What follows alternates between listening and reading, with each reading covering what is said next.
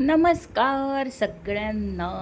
खूप दिवसांनी मी video shoot करून टाकत आहे. शूट तर केलेले होते व्हिडिओ, पण टाकायलाच जमत नव्हतं.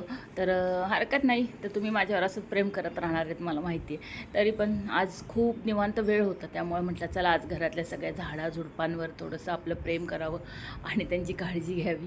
म्हणून आज व्हिडिओ शूट करता करताच मी सगळं केलं होतं.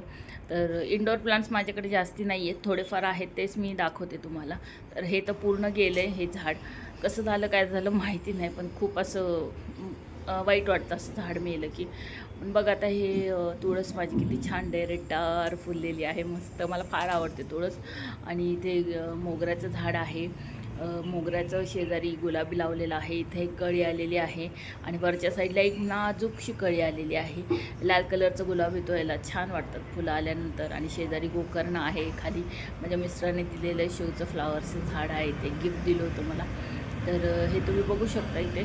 आणि हिरवं वातावरण असलं ना की खिडकीमध्ये गेल्यानंतर इतकं सुंदर वाटतं, प्रसन्न वाटतं मन. आणि सकाळ सकाळी थोडा वेळ पाणी घालायला आणि त्यांच्यावर स्पेंड करायला छान वाटतो.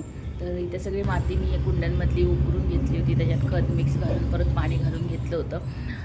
अशी कामं मला करायला फार आवडतात. आणि हा टब आहे ना, खूप दिवसापासून रिकामा ठेवला होता. ह्याच्यामध्ये मी जे लावायचा प्लॅन केलं होतं ना, ते मला मिळतच नव्हतं, पण आज फायनली मला ती गोष्ट मिळाली त्यात लावायसाठी. आणि मी मस्त घेऊन आले ते. तर आमच्या सोसायटीतल्या काकूंनी मला हे मुळाचे आळूचे कंद काढून दिले होते. तर आता मी या ह्याच्यामध्ये टबामध्ये लावून घेणार आहे, मस्त खत वगैरे घालून छान हे काम करून घेणार आहे. तोपर्यंत इकडे पावसाला पण सुरुवात झाली, बघू शकता. आणि हे शेवंतीचं रोप आहे माझं, ह्याला तर त्या कळ्या वगैरे धरलेल्या नाही आहेत, पण येतील हळूहळू. तर इथे मी छानपैकी आळू असं मस्त लावून घेतला होता. आणि त्याच्यानंतर दुपारची वेळ झाली होती, भूक लागली होती, फक्त भाजी करायची शिल्लक राहिली होती. पण आज आम्हाला ना पालक पनीर करायचं होता, त्याच्यामुळे पालक आहे ना ब्लांच करून ठेवला होता. आणि ब्लांच केला ना की लगेच तो बर्फामध्ये किंवा गार पाण्यामध्ये घालून ठेवा, म्हणजे ना पालक पनीरचा कलर आहे ना असा छान हिरवागार येतो. म्हणजे आपल्याला ते हॉटेल स्टाईल पालक पनीर बघायची सवय असते ना, त्याच्यामुळं. तर फार काही नाही, अगदीच कांदा वगैरे लसूण घालून थोडीशी हलकी फोडणी घातली होती.